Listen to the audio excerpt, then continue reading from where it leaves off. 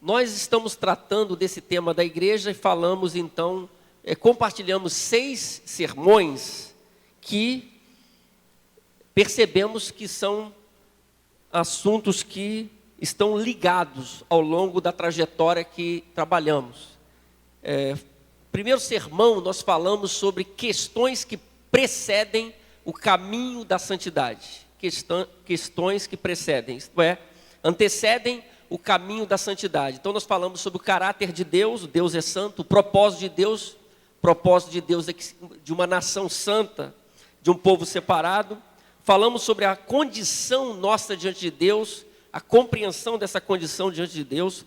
Falamos sobre os desdobramentos de uma vida na presença de Deus e da posição estabelecida por Deus. Foi o primeiro sermão que nós pregamos aqui, compartilhamos. Questões que precedem o caminho da santidade. Significa que se eu não compreender essas questões, a gente não pode falar sobre outras coisas. Eu tenho que ter essa base. Depois nós falamos sobre o chamado para a santidade. Nós temos esse chamamento. O chamado para a santidade, nós vimos, jamais pode ser alterado, não pode ser modificado. O chamado para a santidade envolve todos os filhos de Deus. Não há ninguém que esteja fora desse chamado. O chamado para a santidade tem o propósito de produzir um estilo de vida diferenciado. É por isso que nós somos chamados à santidade. Esse foi o segundo sermão. Falamos sobre evidências que revelam progresso espiritual no contexto de Josué, naquele momento que antecedia a entrada do povo de Israel na terra prometida, e falamos sobre algumas evidências. Falamos sobre movimento, quando o povo de Deus ou uma pessoa está em sintonia com o cronograma divino. Nós falamos sobre alinhamento. Eu entendo o meu papel no processo do agir de Deus e estou somando com o meu irmão. Cada um tem um papel, então o alinhamento. Falamos sobre obediência, seguir na direção trazida por Deus. Sobre purificação, a importância de consagrar a vida a Deus. E de esperança, quando o texto dizia lá, santificai-vos, porque amanhã o Senhor fará maravilha no meio de vós. A esperança de que eu posso olhar para frente, crendo que Deus fará coisas grandiosas. Depois nós falamos, o quinto sermão, sobre o protagonismo, que é um tema que a gente observa no mundo de hoje. Muitas pessoas querem um protagonismo. Por isso nós falamos de um protagonismo fruto da vida santa, que é diferente. É o protagonismo de Jesus, que é o nosso exemplo. Falamos do protagonismo negativo e positivo. Depois falamos que esse protagonismo traz vantagens. A primeira vantagem é você ter uma intimidade com Deus. A segunda é o serviço praticado em sintonia com o plano de Deus, a glorificação do nome de Deus, uma resposta em obediência ao ensino de Deus e a valorização da continuidade do testemunho do Evangelho. Tudo isso, no protagonismo, fruto da vida santa, a gente percebeu a partir da vida de Jesus. E isso é importante para nós. Nós falamos também sobre santificados na verdade. A gente viu que Jesus revela um desejo. Jesus tem um desejo em relação a mim e a você, a nossa santificação, a santificação dos seus discípulos. Jesus revela quem santifica, Deus. Jesus revela o modo da santificação, a verdade. Na semana passada, ou melhor, na semana que antecedeu, porque na semana passada nós tivemos a Páscoa, nós falamos sobre segredos de uma vida santa a partir do texto de Romanos. A gente viu que o foco da vida santa, ou de uma vida santa, é zelar pelo que o Espírito Santo deseja. Isso é importante. A gente viu que o benefício de uma vida santa é desfrutar de vida e paz. A gente percebeu que o interesse de uma vida santa é agradar a Deus. E a gente viu que a segurança de uma vida santa é pertencer a Cristo. Pertencer a Cristo é uma grande vantagem para o Filho de Deus. E isso traz segurança a Ele. Portanto, esse caminho nós seguimos. E hoje a gente quer falar sobre os verbos do viver santo. A gente quer concluir. Verbo sempre indica uma ação, um movimento, um estado, não é? E ele pode aparecer de vários modos. e a gente aprende muitas coisas. O verbo sempre vai indicar alguma coisa interessante. Existem verbos que apontam para comportamentos negativos. Quando você ouve aquela palavra, né, o verbo, a gente vai sempre ter em mente alguma coisa que não é muito boa. A gente percebe, por exemplo, mentir, trair, odiar, fingir, representar, desobedecer, são verbos negativos. Mas que essa realidade que é expressa através dessas palavras, desses verbos, elas revelam realidades na vida de muitas pessoas. Hoje nós queremos falar, ao contrário desses verbos negativos que nos remetem a uma coisa negativa, nós vamos falar os verbos do viver santo. Nós queremos falar sobre 7 verbos. Eu queria que você estivesse atento sobre esse caminho que nós vamos seguir aqui. O primeiro verbo do viver santo que eu coloquei propositalmente, você vai entender, é discernir. Discernir é o primeiro verbo do viver santo. A definição de discernir, você vai me ouvir, não tem ali, é perceber ou conhecer distintamente, notar, discriminar, distinguir. Daí a gente lembra da palavra discernimento e até do dom do discernimento que aparece no Novo Testamento. Isto é, quando eu estou na caminhada da fé, eu preciso de discernimento espiritual. Por isso que no primeiro sermão nós falamos daquelas coisas que precedem o caminho da santidade, sem as quais, sem aquele entendimento, nós não vamos prosseguir. Por isso eu preciso ver o todo, eu tenho que entender a palavra de Deus, eu tenho que entender quem é Deus, como Ele age, eu tenho que entender como é a comunidade dos santos, a comunidade de Deus. Eu preciso saber da ação do Espírito Santo, como Ele age em minha vida, como Ele deseja agir. Eu preciso conhecer a palavra de Deus que foi revelada. Se eu não tenho discernimento, eu não posso seguir no caminho da santidade. Eu preciso entender o propósito divino. O discernimento, então, meus irmãos, sempre envolverá um processo. O processo do viver santo envolve discernimento. Por isso eu podia dizer 3 coisas importantes nesse primeiro verbo do viver santo. Primeira coisa é que a ausência de discernimento produz sempre incompreensão sobre o caminho da santidade. Uma pessoa que não tem discernimento espiritual, não está entendendo as Escrituras, a palavra de Deus, a ação do Espírito Santo, quem Ele é, quem a igreja é, como Deus age, como o Espírito Santo age, como Jesus quer agir. Se ele não entende isso, ele vai ter uma incompreensão ou uma compreensão limitada do caminho da santidade. Há muitos até que dizem, olha, eu dou o meu tom à minha vida. Eu dou o meu tom à minha vida. Ué, mas como que eu posso dar o meu tom à minha vida se eu sou filho de Deus e sou discípulo de Jesus? É Ele quem dá o tom, não eu. Por isso eu tenho que ter discernimento para entender as coisas de Deus. Do contrário, eu vou vivendo até como membro de uma igreja local, como um convertido, mas não estou ainda tendo a compreensão exata do caminho da santidade e das coisas que eu devo me apegar para desenvolver a minha fé. Eu não sei se eu estou me fazendo compreender. Segundo, a ausência de discernimento espiritual produz sempre uma religiosidade vazia, sem vida. Quando não há discernimento, pode ter canção. Quando não há discernimento espiritual profundo, pode ter horário na igreja, mas fora da igreja não tem vida. Pode ter serviço na igreja, mas fora da igreja não há luz, não há impacto, não há vida de Deus, porque a nossa vida precisa se mostrar além das fronteiras do endereço da nossa comunidade de fé, porque nós somos a igreja, nós somos os filhos de Deus. Você está entendendo? Por isso a importância do discernimento. Eu tenho visto muitas pessoas ao longo da minha própria caminhada de fé e pastoral que parecem que não têm o discernimento das coisas de Deus. Elas são membros da igreja, elas têm um caminho, têm um tempo de vida cristã, mas parece que está faltando discernimento. Por isso, na ausência desse discernimento, sobra só religiosidade, só liturgia, e a coisa não vai. Terceiro, a ausência de discernimento produz indiferença diante de Deus, diante do Altíssimo. Então não há discernimento sobre o agir de Deus, sobra indiferença, isto é, eu não estou me preocupado, eu não invisto em minha vida espiritual, eu vou levando, eu nem quero ser esse santo, ou seguir esse caminho da santidade, para mim tanto faz como tanto fez, eu vou levando a minha vida, eu estou indiferente à vontade de Deus.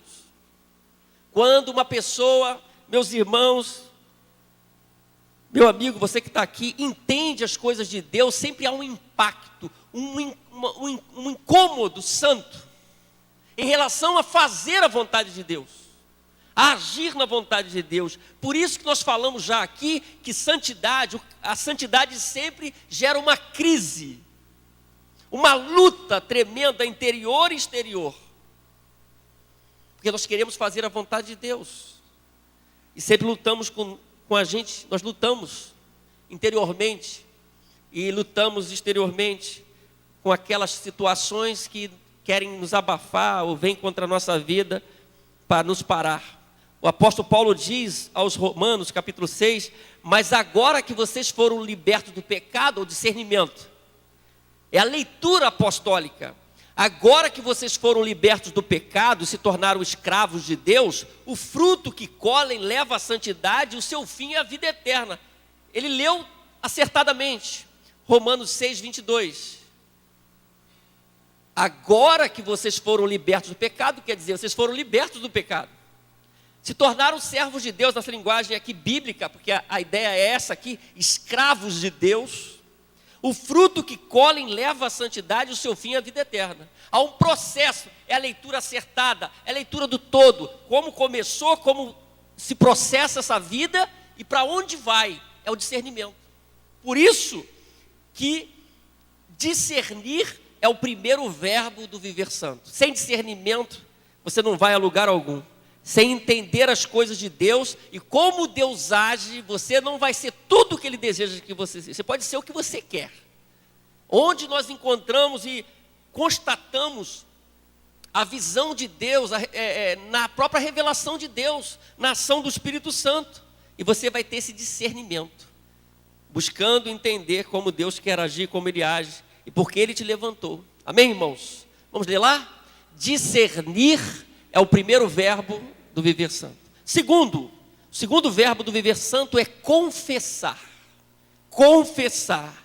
Confessar no mundo que nós estamos vivendo hoje, que é o reconhecimento dos próprios erros, da própria pecaminosidade, não é uma coisa fácil, não é uma coisa que você recebe bem, que você fica tranquilo. Afinal, você tem que olhar para você mesmo. E nós somos filhos de Adão. E é sempre fugir, é sempre o outro. Nós brigamos com isso.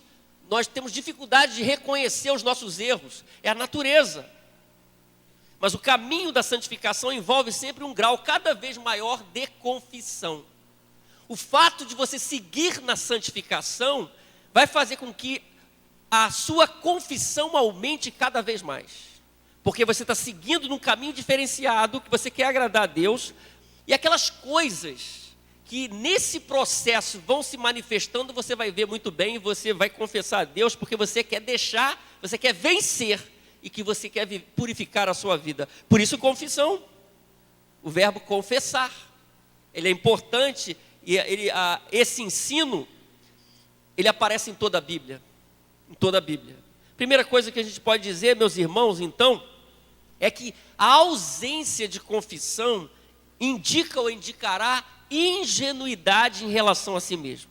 A ausência de confissão indica ingenuidade. Isso significa que não que eu não tenho erros ou pecados, é que eu estou vivendo uma certa infantilidade ou um nível de espiritualidade muito infantil, a ponto de não perceber o que eu estou vivendo ou os erros que eu estou cometendo e que precisariam ser confessados, mas não estão sendo confessados por ingenuidade. Eu acho que nada é comigo, é com o outro. Sempre é com o outro, não é comigo. E quando a gente caminha na santidade, meus irmãos, a gente vai percebendo coisas que são com a gente. É comigo, eu errei, eu falei o que não devia, é comigo. Amém ou não, mãe? Segundo, a ausência de confissão indica falta de honestidade em relação a si mesmo, que é o deslocamento do primeiro ponto aí para o segundo. A ausência de confissão indica falta de honestidade ou desonestidade.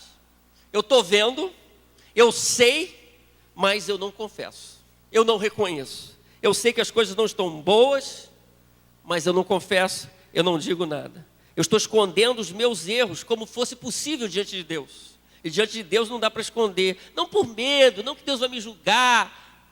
Não, é porque Deus vê, Deus me conhece. Então se eu estou no caminho da santificação, é saudável que eu confesse. E eu vou precisar muitas vezes me confessar a Deus.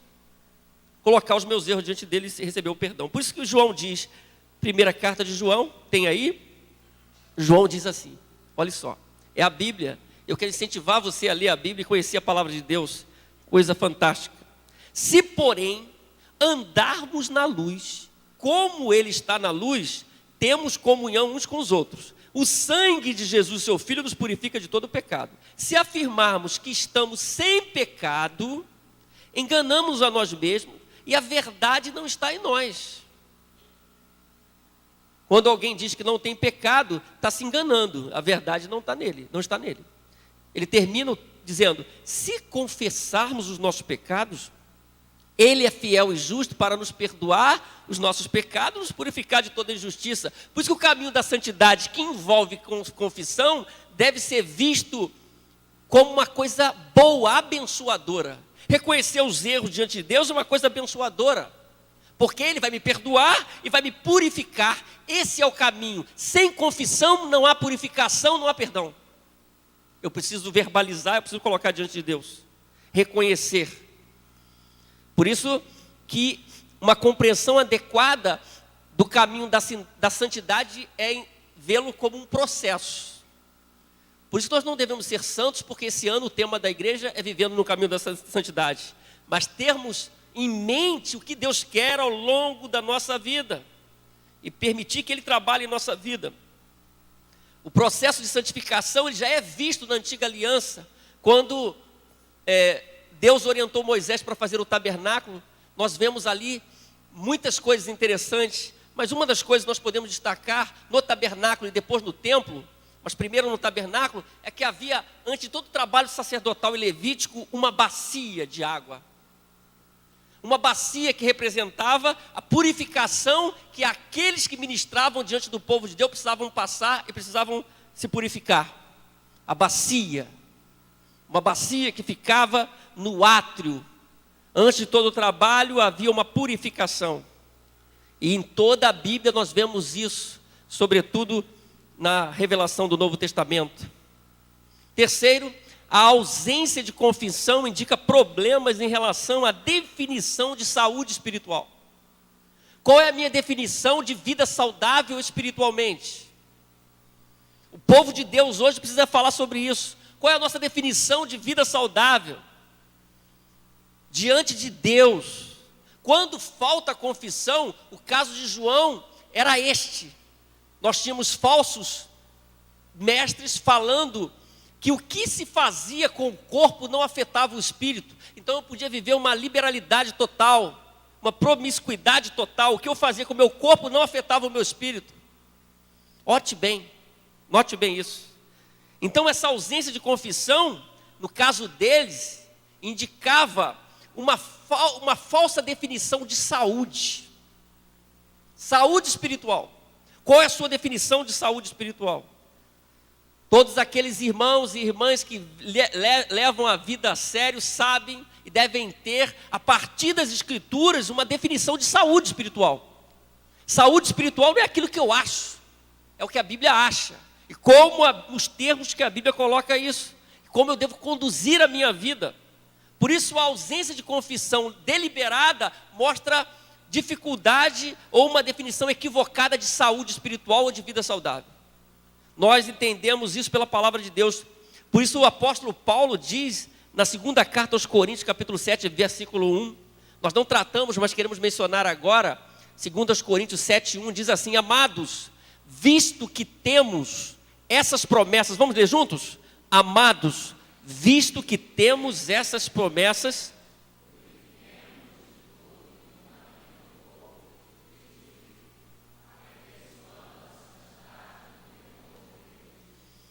Paulo diz que toda a nossa vida deve estar diante de Deus, e toda a nossa vida deve ser purificada, e todas as áreas da nossa vida, todo o nosso ser, purifiquemos de tudo que contamina o corpo e o espírito, aperfeiçoando a santidade no temor de Deus. Olha só que palavra de Paulo. Por isso, meus irmãos, esse segundo verbo é importante, confessar. Confessar.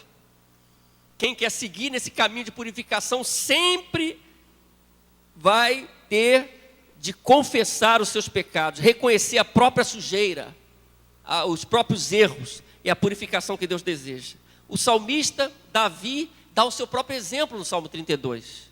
O Salmo 32 ele diz: enquanto escondia os meus pecados, o meu corpo definhava de tanto gemer. Eu não confessava, sofria no corpo. Pois de dia e de noite a tua mão pesava sobre mim, minha força foi se esgotando como um tempo de seca. Então reconheci diante de ti o meu pecado e não encobri as minhas culpas, porque as culpas dele estavam lá. E disse: confessarei as minhas transgressões ao Senhor. Eu vou confessar ao Senhor. E ele diz: tu perdoaste a culpa do meu pecado. Porque nós encontramos sempre o perdão de Deus diante do reconhecimento sincero dos nossos erros. Por isso que confessar é o segundo verbo do viver santo. Qual a área da sua vida que necessita o toque divino hoje, de forma especial? E o que você precisa hoje, a partir disso, que precisa confessar, falar para Deus? Porque Deus já sabe de tudo o que está acontecendo na nossa vida. O que você precisa confessar a Deus? Confessar faz parte de um viver santo e um viver saudável. Vamos dizer lá? Confessar é o segundo verbo do viver santo. O terceiro verbo é ajustar. Ajustar. Ajustar tem a ver com acertar, amoldar, regularizar, apertar, tendo em vista a peça do vestuário, harmonizar-se. Isso tem tudo a ver conosco. A gente quer o acerto, regularizar. Nós queremos nos harmonizar com a palavra de Deus. Por isso o acerto. A confissão está dentro do processo. Mas depois da confissão, o que eu vou fazer? Que caminho que eu vou seguir? Eu vou ficar brincando com Deus? Por isso, nessa ordem, depois da confissão é ajustar. Eu vou ajustar a minha vida. Eu vou pedir a direção divina, que eu quero caminhar bem. Eu quero caminhar no viver santo. Porque Deus espera esse ajuste, essa seriedade diante de Deus.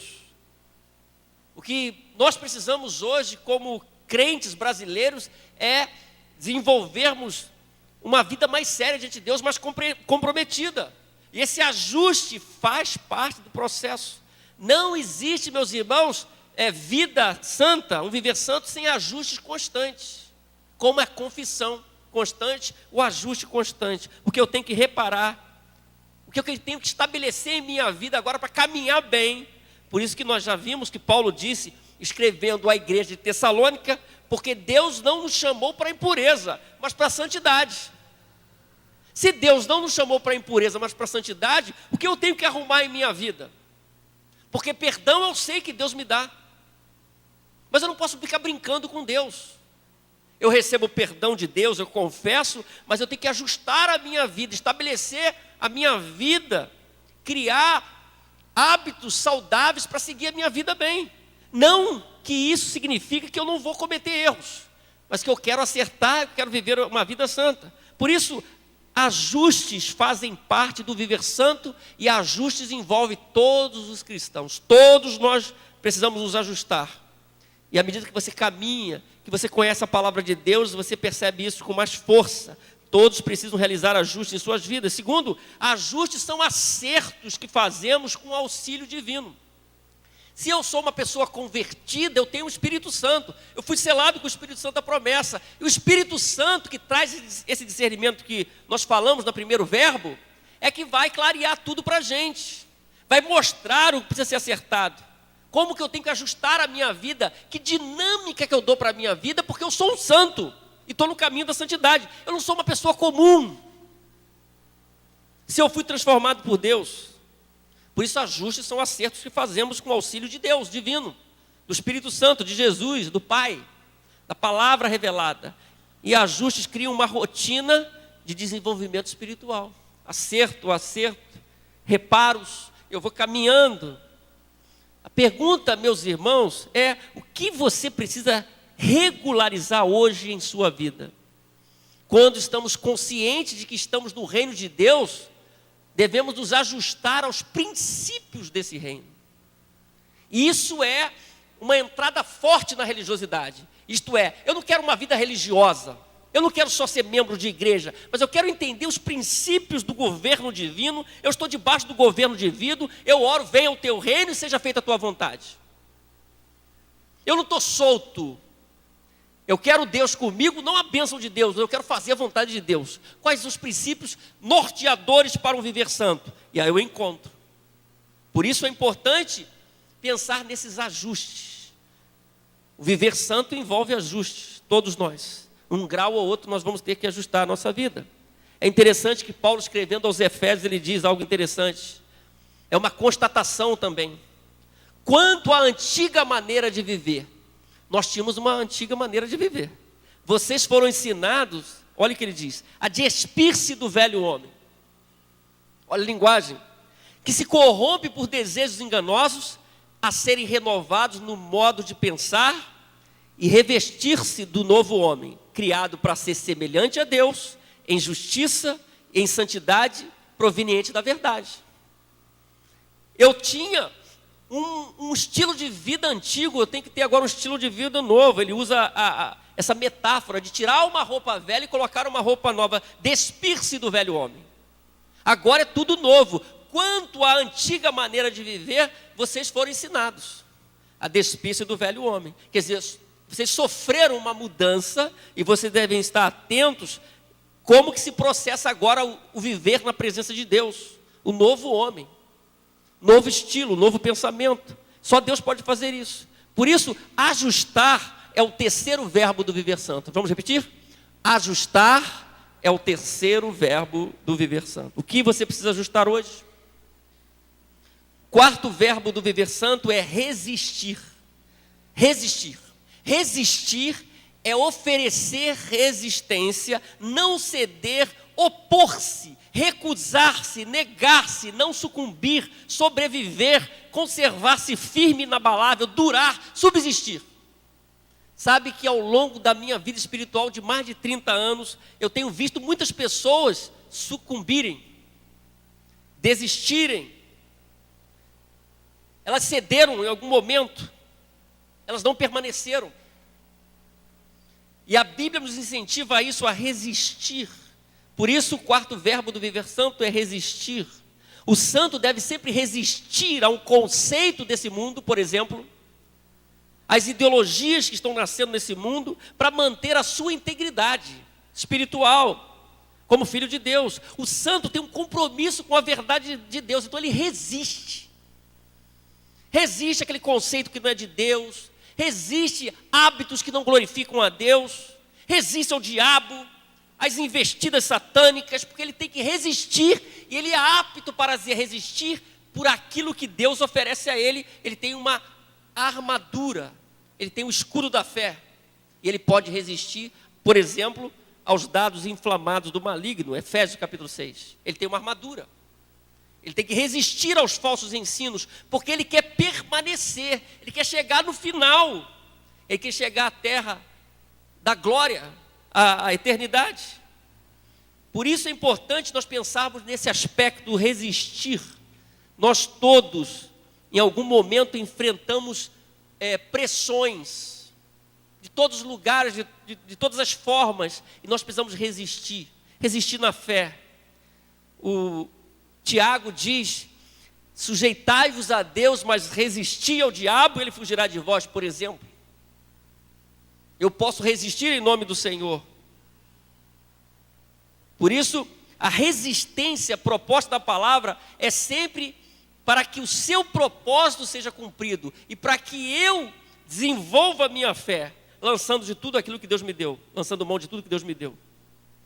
É uma resistência que tem como objetivo a glória do próprio nome de Deus. É resistir aos encantos desse mundo. O que nós temos visto muitas vezes na vida de muitos crentes e irmãos é uma total displicência em relação a isso. Algumas pessoas simplesmente elas não resistem. Elas vivem uma vida, elas optam por isso. Elas não se posicionam e elas cedem aos conceitos da palavra de Deus, cedem aos costumes desse mundo, da sociedade pós-moderna caída, e elas abraçam facilmente aquilo que não glorifica a Deus, porque elas não estão entendendo essa questão do resistir para a glória de Deus e para a sua própria vida. Lá em Êxodo, lá que era o desejo de Deus, está registrado em Êxodo 19:6, vocês serão para mim um reino de sacerdotes e uma nação santa. Como nós não podemos ser o que Deus quer se a gente não resiste? Se a gente não persevera? A igreja, que é o corpo de Cristo, está debaixo da promessa de Deus e precisa resistir. Não é resistência, por exemplo, que nós vimos ontem e anteontem do ex-presidente Lula, que ficou dentro de um prédio resistindo a uma ordem de prisão, até num dado momento. Aquela resistência dele é uma resistência que tem como pano de fundo uma visão própria política e até, em minha própria opinião, desrespeito num dado momento daquilo que foi estabelecido juridicamente. O Rui pode falar mais sobre isso, nosso advogado aqui. Ele está resistindo dentro de um conceito humano, de uma forma de ver política. Não é esse resistir que muitas vezes nós vemos, que nós estamos falando aqui. Estamos falando de um resistir para a glória de Deus, para cumprir o propósito de Deus, porque nós sabemos que nós estamos no lugar adequado. E a posição, nós entendemos a posição que Deus quer, onde nós devemos estar. Nós somos o povo de Deus, então nós resistimos. Nós não falamos o que todo mundo fala, nós não pensamos o que todo mundo pensa, porque nós somos filhos de Deus e nós queremos glorificar a Deus. Então nós resistimos. Quanto a família está sendo bombardeada, nós resistimos. Como nossos filhos são bombardeados, nós resistimos, nós incitamos. Porque é uma luta, nós resistimos. Senão a gente pode fechar a comunidade aqui e fazer de outra coisa. Podemos vender batata e tomate na feira, acabou tudo. A comunidade dos santos é a comunidade dos que resistem pela palavra de Deus e para a glória de Deus. Amém, irmãos? Por isso, resistir é o quarto verbo do viver santo. Vamos repetir? Resistir. O quinto verbo do viver santo é obedecer. Não dá para ser discípulo sem obedecer. O santo é um obediente e o obediente é um santo. Existem termos que se encaixam, que se completam, que estão em total harmonia, e obedecer está em total harmonia com o viver santo. Lá em Levítico diz palavras que Pedro lança a mão no Novo Testamento, aí está a base. Em Levítico 11 está escrito: eu sou o Senhor que te tirou da terra do Egito para ser o seu Deus. Por isso, o propósito de Deus, sejam santos, porque eu sou santo. O que nós vamos fazer diante de uma verdade bíblica? Nós vamos obedecer ou não?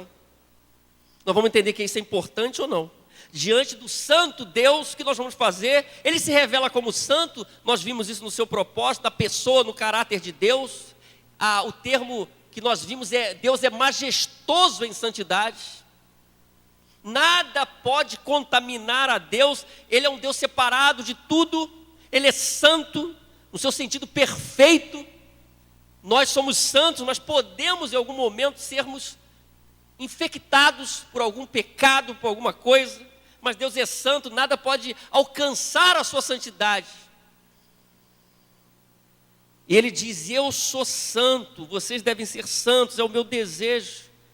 Em resposta a isso, o que fazemos, meus irmãos? E não pode haver santidade sem obediência. Obedecemos ao santo Deus e somos exortados por Ele a seguirmos esse caminho. Obediência. Por isso que ninguém sobrevive sem obedecer a Deus. Você não vai sobreviver sem obedecer a Deus, porque você vai achar que você vai sucumbir ao que você acha. Ou obedecemos ou não obedecemos. Não dá para obedecer a Deus pela metade. A obediência pela metade é uma desobediência. Porque de fato eu estou dizendo assim, isso aqui eu aceito, isso aqui eu não aceito. Isso eu quero, isso eu não quero. Ou obedecemos a Deus ou não obedecemos, ou vamos brincar de ser cristãos e filhos de Deus. Ou obedecemos ou não obedecemos. Em um mundo como o nosso, pecaminoso, ser santo então, a partir disso, pode causar embaraços. Se dessemos a palavra a muitas pessoas aqui, muitos de nós já vivemos embaraços por sermos santos, por resistirmos e por obedecermos a Deus e por nos pronunciarmos como santos, estabelecermos um posicionamento santo. Isso causa constrangimento para muitas pessoas, quando as pessoas querem fazer algumas coisas, quando elas sugerem algumas coisas. Por isso que pode causar estranhamento da parte do outro que caminha sem Deus. Que seja assim sempre que você, no exercício da sua fé, não importa onde você esteja, que você cause um estranhamento da parte do outro. O que é isso? Por que você faz assim? Por que você não trai como todo mundo trai? Por que você não mente como todo mundo mente? Por que você não faz os seus negócios dessa forma como todo mundo faz? É esse mundo que a gente vive. E você pode dizer, porque eu sou santo, porque eu sou de Deus. Porque eu sou diferente, não por mim mesmo, pela obra que Deus tem feito em mim. E você pode viver assim também. É diferença, é obediência no mundo pecaminoso sem Deus. É diferente. E isso é totalmente diferente. Totalmente diferente. Jesus então diz com clareza, um texto conhecido, dos meus decorados, João 14, 21. Aquele que tem os meus mandamentos e a eles obedece, esse é o que me ama. Vamos ler juntos? Aquele que tem os meus mandamentos e a eles obedece, esse é o que me ama, Almeida do século 21. Quer dizer, quem ama a Deus é aquele que obedece. Porque mais uma vez nós vemos as coisas são entrelaçadas. O santo, o obedecer, o amar a Deus. Se ama mesmo, você vai obedecer. Você está entendendo mesmo, a proposta de Jesus é diferente. Por isso, meus irmãos, obedecer é o quinto verbo do viver santo. Vamos repetir? Obedecer é o quinto verbo do viver santo. Só as mulheres que leem bonito, vamos lá? Obedecer. Amém, louvado seja Deus. Obedecer é uma coisa boa. Ser obediente é uma coisa boa. Amém, irmãos? Nós somos incentivados a obedecer a Deus e a sua palavra. Mesmo isso que custe, mesmo que tenhamos que pagar um preço. 6, o sexto verbo do viver santo é frutificar. Frutificar. Jesus já nos ensinou sobre isso em João 15. Ele disse que ele era a videira. Eu sou a videira, vós sois os ramos. Se alguém permanece em mim, eu nele, esse dará muito fruto. Pois sem mim vocês não podem fazer coisa alguma. Eu preciso entender isso. Então, por isso que a primeira coisa é discernimento. Sem discernimento, saber onde nós estamos ligados. Há um canto que nós cantamos aqui, né, Luiz? Ligados na videira. Vamos frutificar. Você está ligado na videira? Ele diz, esse dará muito fruto. Nós somos os ramos, ele diz. Pois sem mim vocês não podem fazer coisa alguma. Frutificar envolve sempre o caminho do santo. O ser santo envolve essa frutificação, coisa abençoadora. Frutificar, dar fruto na vida espiritual. E frutificar nesses termos, irmãos, vai levar você a uma influência positiva no mundo. Nós não estamos aqui para vivermos desconectados com a realidade do nosso mundo. Esse mundo é assim, nós o definimos pela palavra de Deus, a palavra de Deus o define, mostra algumas coisas, quando mostra a nossa missão, e a nossa missão é interagirmos com esse mundo, mas não interagirmos de qualquer jeito. A partir dessa visão toda, de quem resiste, de quem está firme, de quem tem discernimento, de quem está frutificando. E aí pode influenciar positivamente. Você não foi chamado por Deus para estar aqui no domingo, de manhã, à noite, nos trabalhos da igreja que a igreja tem. Sobretudo, você foi chamado para ir ao mundo. Sair. A saúde de uma igreja deve ser definida pelo que ela faz no mundo, não pelo ajuntamento. Às vezes as pessoas definem uma comunidade de fé, de cristãos, pelo número de pessoas que estão ali. Alguém disse que não é o refeitório de um grande exército que você vê o valor desse exército, mas quantas pessoas estão lutando na batalha. A pergunta é, você está lutando na batalha, você entende o que Deus colocou em sua mão aqui e fora daqui? Ou você só se alimenta, você só recebe, você quer comida boa, mas você não frutifica, você está inchado, obeso espiritualmente, recebe muito, mas não está frutificando, não está entregando a palavra de Deus, não está fazendo diferença no mundo. O santo precisa fazer diferença no mundo, porque Jesus fez diferença no mundo. Ele fez diferença na rua, andando com as pessoas, conversando com os pecadores, com os leprosos, com as pessoas que estavam sendo desprezadas, taxadas. Ele estava ali influenciando, frutificando. Ele era Jesus, o Filho de Deus, o Galileu. Ele nos dá o exemplo. Por isso, frutificar vai levar você a uma ação abençoadora. Vai mostrar realmente quem você é.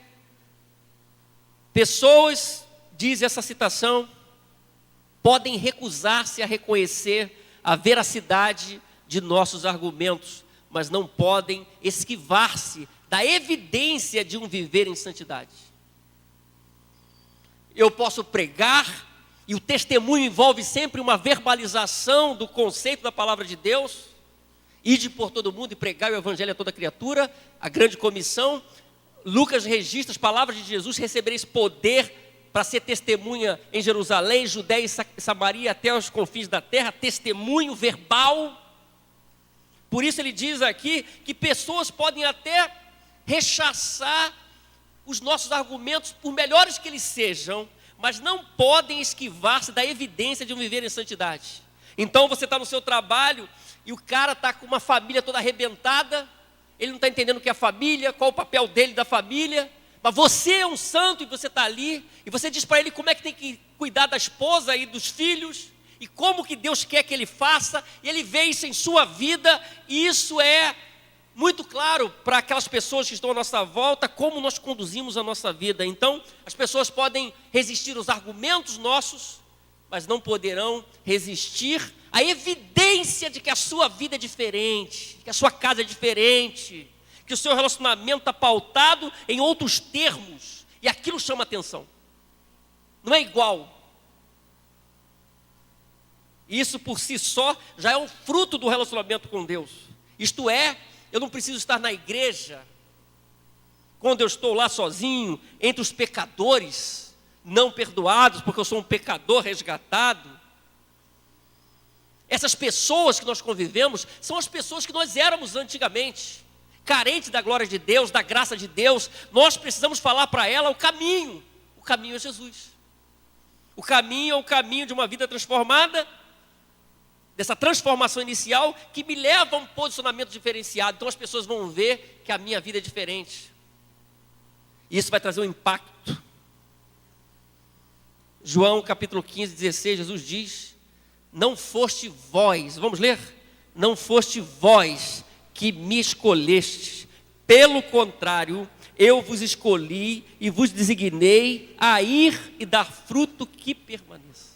Nós fomos chamados por Deus a ir e dar fruto que permaneça. Olha só que interessante. Por isso os conceitos que nós falamos aqui, que nós temos falado nesse ano, não devem ser os conceitos, os princípios, os discernimentos só deste mês, deste ano, mas devem caminhar conosco a nossa vida toda. Nós vamos agregando, vamos aprendendo mais. Então, vamos repetir? Frutificar. O sétimo verbo do viver santo e o último que quero falar agora, já estamos caminhando para o final, é prosseguir. Prosseguir. Prosseguir. No Novo Testamento há uma ideia que é construída, muito interessante, do permanecer. Permanecer na palavra, permanecer no ensino, permanecer na oração. Atos 2. Permanecer na comunhão dos santos. Eu preciso de outras pessoas para me ajudarem. Eu não me basto, eu preciso. O encorajamento mútuo, por isso que nós temos os princípios da mutualidade. A gente ora junto, a gente se encoraja, a gente caminha. A saudação mútua, a oração mútua, isso é dentro da realidade da comunitária do povo de Deus. Por isso eu preciso prosseguir entendendo todas essas coisas. Prosseguir. Eu vou caminhar, eu vou olhar para frente. Prosseguir. Prosseguir como é a pergunta? Como eu estou conduzindo a minha vida? Como eu estou prosseguindo? E dentro de tudo que nós vimos aqui é prosseguir como santo, é prosseguir como obediente, é prosseguir com a mensagem de Deus do Evangelho, é prosseguir em nome de Deus, não na sua própria força ou em sua própria força, é prosseguir com perseverança. Sabendo da linguagem de Paulo, o Espírito Santo foi derramado em nosso coração e nós temos essa esperança gerada por Deus. Não uma esperança humana, mas uma esperança gerada pela ação divina em nossa vida. Como você está prosseguindo em sua jornada de fé? A vida cristã é uma caminhada constante. Nós temos falado tantas vezes isso aqui. Feliz aquele que percebe que nós estamos numa jornada longa, que pode terminar amanhã. Se Jesus voltar, nós partirmos, mas é uma jornada longa. Eu tenho que manter firme a minha fé. Paulo escrevendo à igreja de Corinto, capítulo 15, tão conhecido o texto. Sejam firmes e constantes, ele diz. Firmeza e constância. Se não houver essas coisas, nós vamos parar, nós vamos olhar para trás. Jesus nos ensinou que aquele que lançou mão do arado não pode olhar para trás, olhar para frente. Senão a coisa vai ficar tudo errado ali. Vou sofrer complicações, perdas, vou cometer erros. O viver santo não pode ser por temporada então, mas tem que ser como estilo de vida.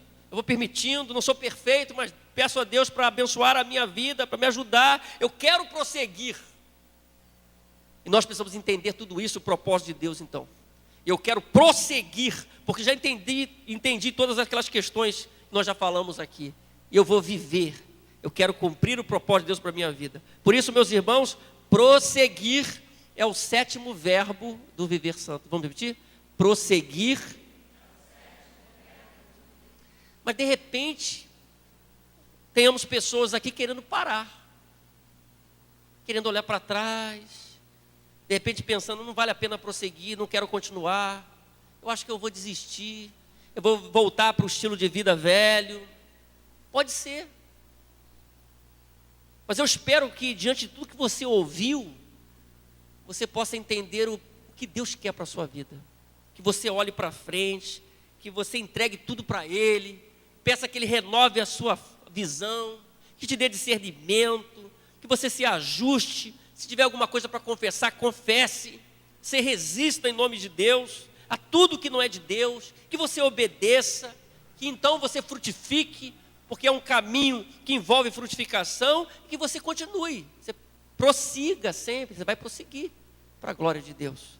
Nós colocamos 7 verbos aí: discernir, confessar, ajustar, resistir, obedecer, frutificar e prosseguir. Que Deus nos abençoe, que nós possamos viver essa vida conscientes, meus irmãos, que nós somos carentes de Deus. Nós precisamos de Deus, que Deus conhece as nossas fragilidades, mas Ele quer agir, Ele quer nos abençoar, e o modo que Ele quer fazer envolve tudo que nós falamos. Que Deus nos abençoe, amém.